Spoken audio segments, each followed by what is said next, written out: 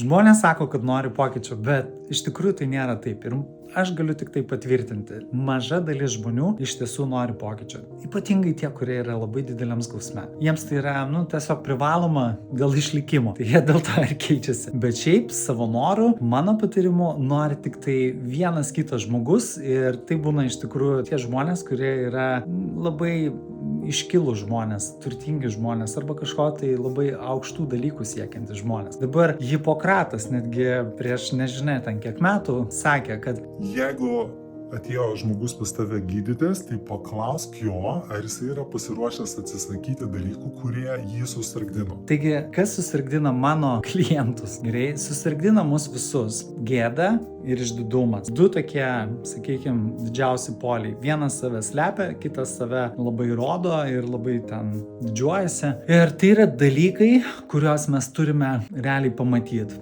Gėda yra labai nenorinti, kad ją pamatytum. Išdidumas yra toksai dalykas, kurį labai faina rodyti kitiem, bet matyti jo kitą pusę ir kokias jisai neša gyvenime, kokius sunkumus, kokius iššūkius, kokias tragedijas jisai pritempia į mūsų gyvenimą, labai mažai kas nori pamatyti. Tai dėl to kiekvieną kartą, kai aš susitinku su klientu, aš žinau, kad jam tai yra dažnai labai didelis pokytis, nes tai yra didžiulis skausmas ir jo, tai yra tikrai nelabai lengvas, nelabai fainas dalykas, bet jisai yra būtinas, jeigu nori keistis. Jeigu nori būti užtikrintas savimi, ne per daug pasitikėti ir nebūti kažkokiose gėdose, jeigu nori pats valdyti savo gyvenimą ir nesiterlioti ir nelaukti 10 metų ir neišradinėti savų metodų, tada aš kviečiu tave pasimti mano 20 metų patirtį ir tu gali pradėti ateidamas pas mane į savęs sugrąžinimo vakarą į webinarą, kurio registracija yra va čia. Ačiū ir iki, susimatysim.